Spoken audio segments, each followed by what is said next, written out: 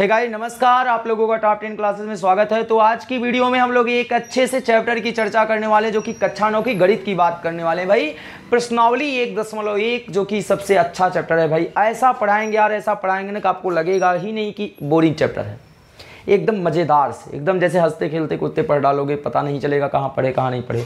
तो आइए प्रश्नावली 1.1 को स्टार्ट करते हैं। तो गाइस जो लोग डियर स्टूडेंट जो कक्षा 9 के बच्चे होंगे वो आज की वीडियो को ज़बरदस्त शेयर करेंगे, जैसे कि ऐसा शेयर करेंगे कि लगना चाहिए कि कक्षा 9 के बच्चों ने शेयर किया है।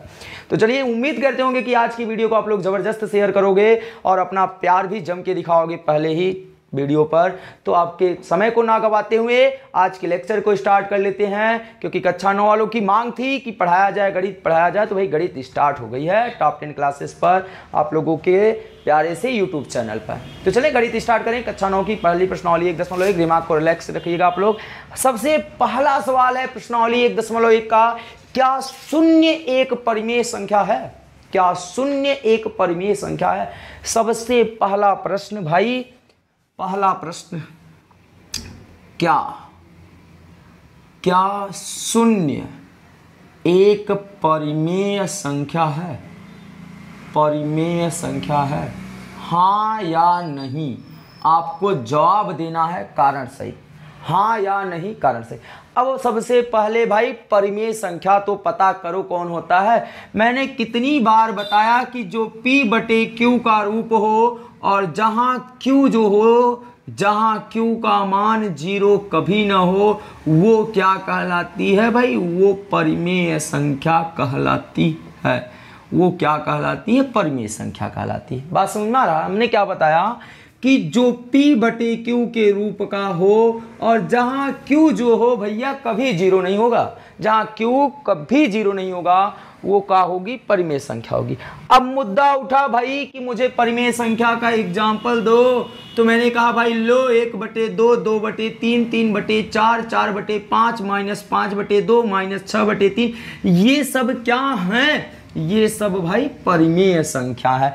अब ध्यान दो यार, जो ऋणात्मक हैं वो तो ऋणात्मक परिमेय संख्या कहलाएंगी। जो ऋणात्मक हैं वो ऋणात्मक परिमेय संख्या कहलाएंगी और जो धनात्मक है वो धनात्मक परिमेय संख्या कहलाएगी। बात समझ आ रही है ना? पर यहाँ क्वेश्चन ये उठता है कि भाई 0, क्या शून्य जो होता है 0, क्या 0 एक परिमेय संख्या है?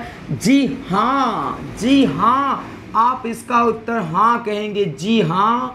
अब क्यों कारण दीजिए। तो हम कारण देंगे क्योंकि 0/1, 0/2, 0/3, 0/4, 0/5 हम लिख सकते हैं। वो बोल रहा था कि P बटे Q के रूप का होना चाहिए। तो P बटे Q, जहां P थोड़ू कहा है 0 होना हो, वो कहा था Q का मान 0 नहीं होना चाहिए। तो Q का मान यहाँ 1, 2, 3, 4, 5 रखा गया है, Q का मान 0 नहीं है। अतः लिख देंगे कि 0 एक क्या है? परिमेय संख्या है। क्यों? क्योंकि हम लोग इसे 0/1 और 0/2 लिखा जा सकता है, जहां Q का मान क्या है? Q का मान 1, 2, 3, 4, 5 डॉट चाहे जो भी रख सकते हो, पर 0 नहीं रख सकते। तो बात समझ में आई? इस प्रकार आपका जो पहला सवाल है वो कंप्लीट होता है। चलिए दूसरे सवाल की तरफ बढ़ते हैं। दूसरा सवाल क्या कर रहा है भाई? 3 और 4 के बीच में 6 परिमेय संख्याएं ज्ञात करनी। कितनी परिमेय संख्याएं ज्ञात करनी है? कितनी? 6। ये भैया बताएं, ये जान लो कि जितना ही परिमेय संख्या पूछे उससे एक बढ़ा लिया करो।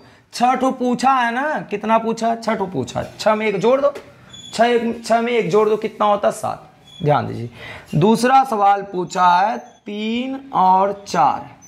3 और 4 के बीच कितने परिमेय संख्याएं?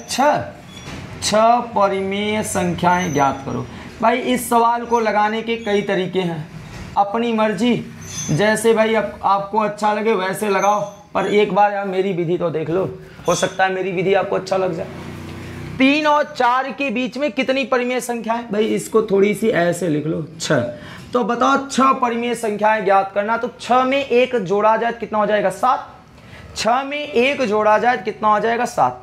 तो भाई 6 में 1 जोड़ते हैं 7 हो जाता है। तो धीरे से क्या लिख देंगे? 3 और 4 में 3 और 4 में 7 से गुणा व भाग करने पर ध्यान दीजिएगा। तो 3 में 7 का गुणा करेंगे तो 3 गुणे 7/7 भाग गुणा भी कर दिए, और यहाँ लगाए 4 में 7 का गुणा 7 से भाग, तो 3 सते 21/7 और 4 सते 28/7। अब आप ध्यान दो 21 और 28 के बीच में कितनी परिमेय संख्याएं लिखनी थी? 6 ठो। कितनी लिखनी थी? 6। तो चलिए लिखेंगे 3 और 4 के बीच, देखिए 3 और 4 के बीच 6 परिमेय संख्या। अब बताओ कौन कौन है 6 परिमेय संख्या? चलो 21 के बाद कौन आता है? 22, तो 22/7। फिर कौन आता है 22 के बाद? 23/7। 23 के बाद कौन आएगा? 24/7। फिर कौन आएगा? 25/7। फिर कौन आएगा? 26/7। फिर कौन आएगा? 27/7। और फिर आपका जो 28/7 है, ये तो आपको अंतिम में दिया था, और शुरुआत वाला कौन दिया है? 21/7। तो ये तो आपके दोनों थे। इन दोनों के बीच में ये जो छठ आपने ज्ञात किया है, वो छठे परिमेय संख्या ये है, 1 2 3 4 5 6। तो गाइस इस प्रकार आप किसी भी संख्या के बीच में अनंत रूप से कितनी परिमेय संख्याएं आप ज्ञात कर सकते हो, उसकी कोई सीमा नहीं है। तो गाइस ये रहा अपनी विधि। आप इसको जो अगर पसंद आया होगा तो वीडियो को लाइक कीजिएगा, और आपको समझ में आया होगा तो आप भी इस विधि से लगा सकते हो, कोई दिक्कत नहीं है। तो बात समझ में आ रही है ना? जितना पूछे उससे एक ज़्यादा का गुणा उस ज़्यादा से भाग कर दो, बस। आप इस सवाल को नोट कीजिएगा, फिर हम लोग तीसरे सवाल की चर्चा करते हैं। 3/5 और 4/5 के बीच कितनी परिमेय संख्याएं? भाई 5, इस बार 5 पूछा है। 5 परिमेय संख्याएं ज्ञात करो। लो अब विपत आ गई। क्या आई विपत भाई? ये बोल रहा है 5 ठो। ये तो सर जी बताए 5 से एक ज़्यादा 6 होता है, 6 से गुणा 6 से भाग। पर अगली बार तो अंक बटे में नहीं था, इस बार बटे में दे दिया। कोई दिक्कत नहीं भैया, कोई दिक्कत नहीं। 5 पूछा ना, तो 5 से एक ज़्यादा तो 6, तो 3/5 में 6 से गुणा और 6 से क्या कर दिए? भाग कर दिए।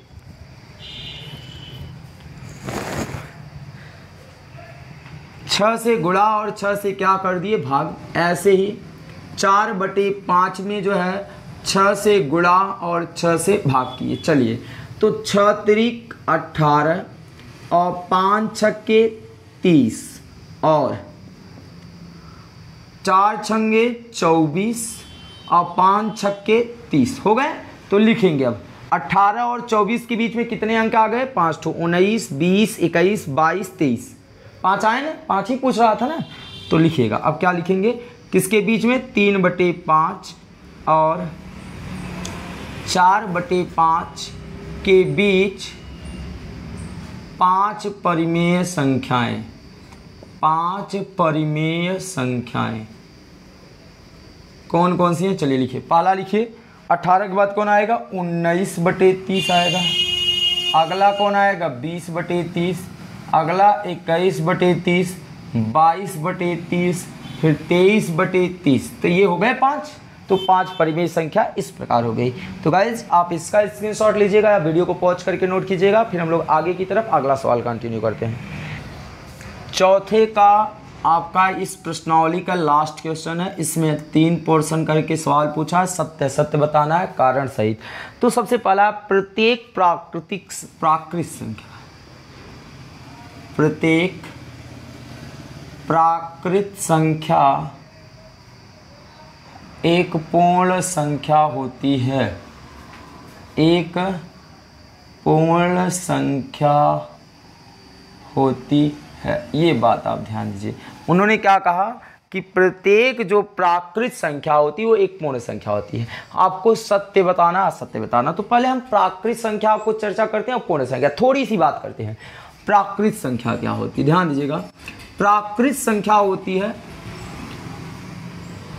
प्राकृत संख्या 1 2 3 4 5 डॉट डॉट इनफाइनाइट, ये प्राकृत होती है। अब पूर्ण संख्या क्या होती है? पूर्ण संख्या होती है 0 1 2 3 डॉट डॉट इनफाइनाइट। वो क्या बोल रहा है? वो आपसे कह रहा है कि क्या प्रत्येक प्राकृत संख्या, तो प्रत्येक प्राकृत संख्या क्या पूर्ण संख्या होती है? तो आप देखिए ये प्राकृतिक संख्या है यहाँ से लेके यहाँ तक, तो ये सारी संख्याएं इस संख्या में मिल रही हैं केवल 0 को छोड़कर। तो भाई जितनी प्राकृत संख्याएं होंगी वो सभी पूर्ण संख्याएं में आ रही हैं, तो लिख देंगे प्रत्येक प्राकृतिक संख्या पूर्ण संख्या होती है। बल्कि इसका उल्टा कहा जाए तो पूर्ण संख्या प्राकृत संख्या नहीं होती, पूर्ण जो संख्याएं होंगी वो प्राकृतिक संख्याएं में नहीं आएंगी। तो ये कथन क्या है? सत्य है। ये कथन क्या है भैया? सत्य है। क्यों सत्य है? आप देख रहे हैं कि जो प्रत्येक प्राकृतिक संख्या होती है वो पूर्ण संख्या में आती है। या तो हम कह सकते हैं कि पूर्ण संख्या जो होती है ऐसे लिख सकते हैं, क्योंकि पूर्ण संख्या बराबर, जो पूर्ण संख्या होती है वो बनती किससे है? 0 प्लस प्राकृत संख्या, 0 प्लस प्राकृत संख्या। तो भाई इसीलिए प्राकृत संख्या क्या होती है? पूर्ण।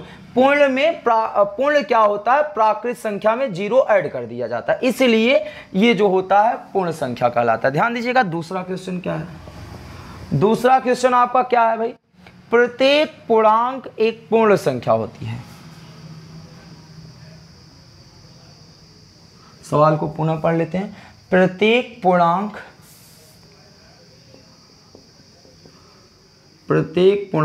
एक पूर्ण संख्या होती है। क्या होती है? एक पूर्ण संख्या होती है। प्रत्येक पूर्णांक एक पूर्ण संख्या होती है। ये सत्य है या असत्य है? तो सबसे पहले पूर्ण संख्या आप देख रहे हैं, पूर्ण संख्या देख रहे हैं, पूर्णांक हम आपको बताते हैं। पूर्णांक क्या होता है तो आप खुद बताओगे देखकर। पूर्णांक क्या होता है? पूर्णांक 0 से 1 2 3 dot dot infinite plus infinite तक, और इधर -1 -2 -3 डॉट डॉट माइनस इनफाइनाइट तक। ध्यान दीजिएगा ना, तो माइनस इन्फिनिटी तक। अब बताओ वो क्या बोल रहा है कि जितनी पूर्ण संख्याएं होती हैं वो पूर्णांक होते हैं? नहीं। देखिए पूर्ण संख्या में तो केवल धनात्मक मान आते हैं, और इसमें तो दोनों आते हैं, धनात्मक और ऋणात्मक दोनों आते हैं। तो भाई ये कथन क्या है? असत्य है। ये कथन क्या है भाई? इनका असत्य है।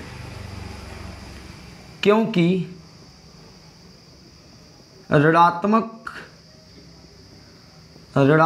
पूर्णांक, क्योंकि ऋणात्मक जो पूर्णांक होता है वो पूर्ण संख्या में नहीं आती, पूर्ण संख्या में नहीं आती। नहीं आती है। ठीक, लास्ट पोर्शन इसका सवाल है। तीसरा क्या है? प्रत्येक परिमेय संख्या एक पूर्ण संख्या होती है।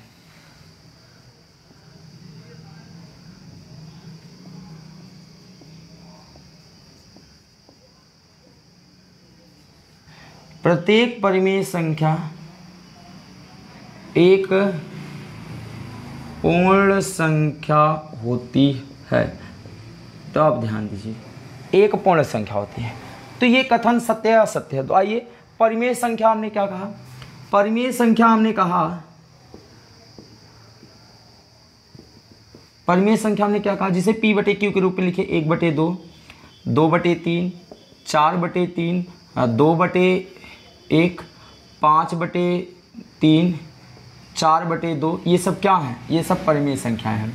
तो आप देखिए, क्या 1/2 आपको पूर्ण संख्या में दिखाई पड़ रहा है, या 2/3 आपको पूर्ण संख्या में दिखाई पड़ रहा है? नहीं दिखाई पड़ रहा है।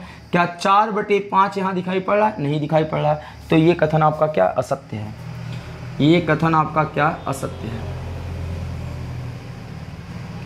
क्योंकि 1/3, 2/5, 3/2 परिमेय संख्या है, परिमेय संख्या है, परंतु पूर्ण संख्या नहीं है, परंतु पूर्ण संख्या नहीं है। ठीक।